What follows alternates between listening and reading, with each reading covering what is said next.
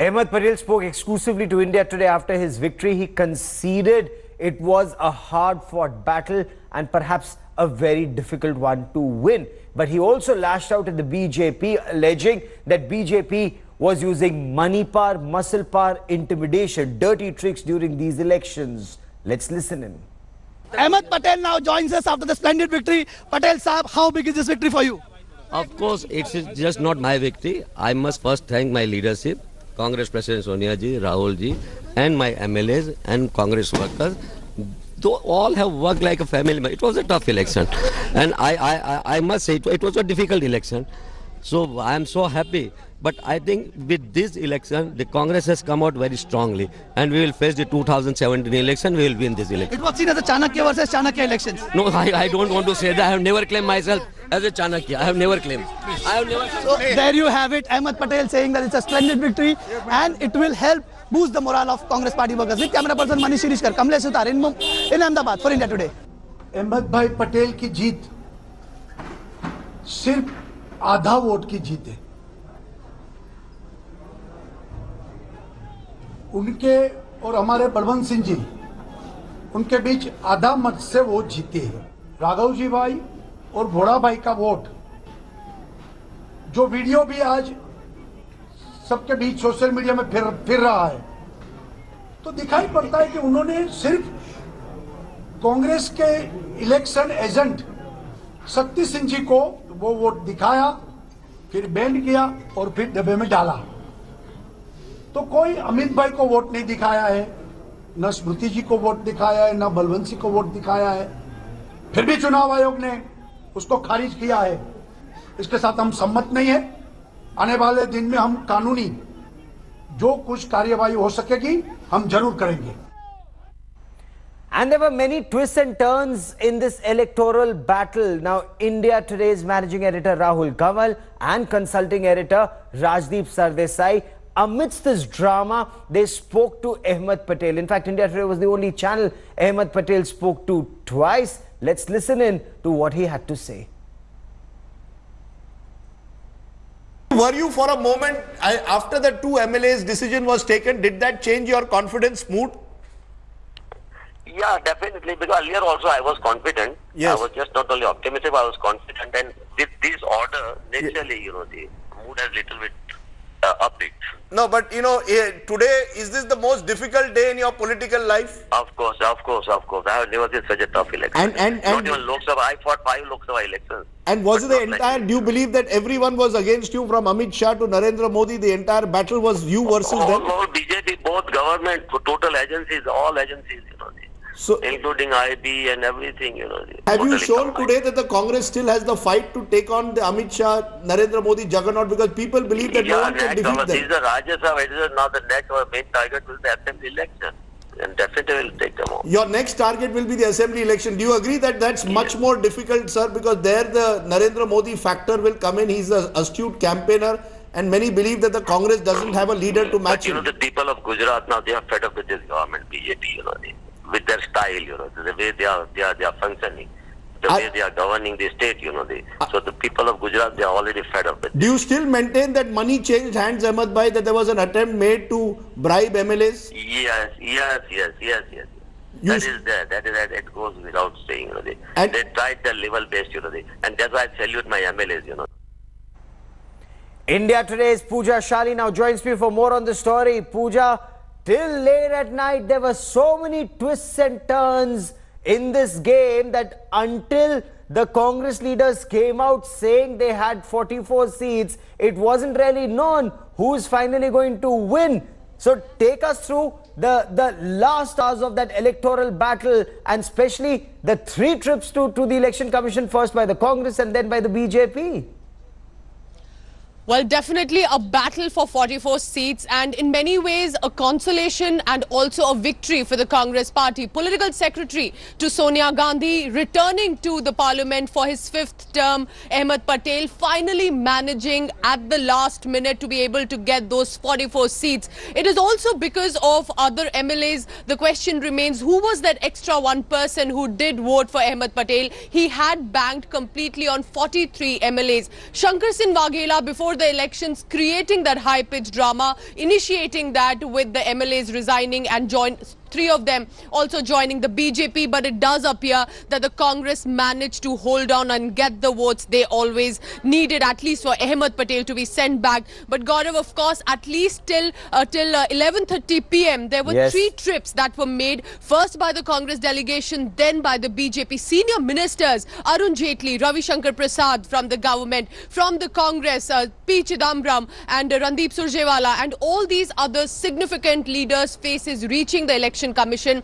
basically stating that uphold the tradition of the Election Commission, which it did. It went by the manual, it gave merit as was required, and despite probably both sides trying to put forth their candidates, eventually the one who had the votes, Ahmed Patel, escaping through into the parliament, with Amit Shah making his debut in Rajya Sabha with Smriti Irani in the third seat.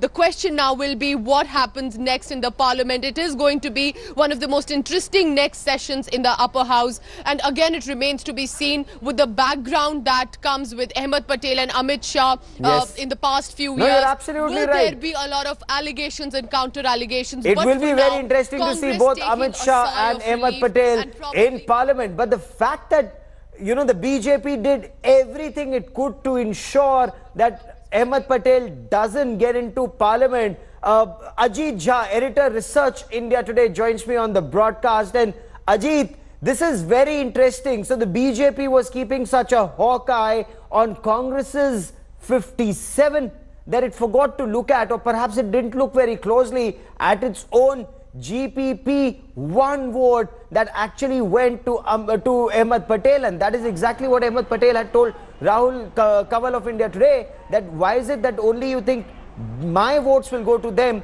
their votes could come to me?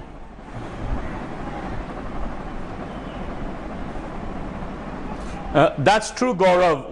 One was, of course, as you rightly pointed out, the cross-voting by a BJP MLA, which ended up giving the victory to Ahmed Patel.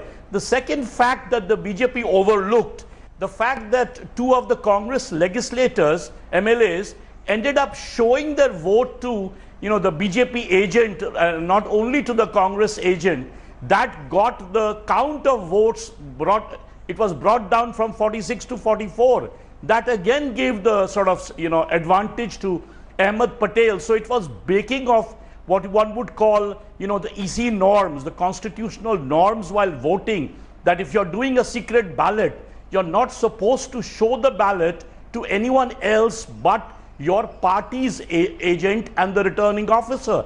Now that was a big mistake committed by the two Congress rebel MLAs who had voted obviously for the BJP, but ended up showing those and therefore got disqualified. Their votes got disqualified. Why would they do that? Why would they do that, Ajit? It defies logic.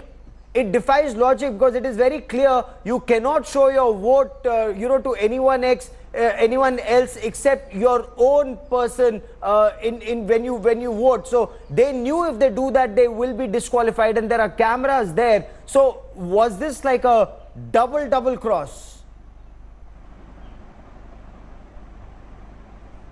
Well, you know, I think it was over-enthusiasm on the part of those rebel Congress MLAs who had jumped the ship on the other side. They were obviously Mr. Shankar Singh Vaghela's loyalists. Yes. They wanted to show the BJP that they are so loyal to the BJP. They were feeling unsure whether, you know, their switching of loyalties may not be acknowledged by the BJP leaders. So in that enthusiasm, they forgot about the constitutional norms of voting. They did not realize that the CCTV camera or the video would end up getting their images, which became a clincher in actually providing Ahmed Patel that big advantage of bringing down the number of votes that he needed. So it was a cliffhanger to begin with, but it turned out to be an extraordinary victory for Ahmed Patel, which was so desperately needed for the Congress party. Shaina NC of the BJP also joins me on the broadcast. Shaina, the entire Congress party has hit out at the BJP, as Ahmed Patel said, for using blatant use of money power, muscle power and abuse of state machinery, ma'am. Well, that's a very convenient excuse, but do remember that the Congress had 55 MLAs, of which 6 chose to, on their free will, resign and join the BJP. Mr. Shankar Singh Waghela, as a long-standing Congress leader, the rebellion that one saw within the Congress in itself shows you that it was a crumbling house. Now, clearly this is a game of numbers. But they managed to save their house, madam. They have won that seat, and Ahmed Patel says that this will help them in the upcoming assembly elections in Gujarat, because the Congress cadre, according to Ahmed Patel, is very enthused, madam. Let me also say that the BJP cadre is not going to be determined on one Rajya Sabha seat, which is based on only arithmetic. Look at the way we have expanded in every segment and section of the country, whether it's the northeast or the south, or whether it is untouched territories where we have had no presence and we have won, or even states like Bihar that have come into our fold. I think that we need to understand that our expanse and electoral base is not something that can be matched by a Congress party that is crumbling under lack of leadership and, no vision plan, so to speak, because obviously the legislators falling out of their fold is testimony to the fact that they're not happy with the Congress leadership. Okay, So, of course it's a close shave. Ahmed Patel has managed to scrape through. What does this mean for the Congress party in Gujarat, and especially ahead of assembly elections?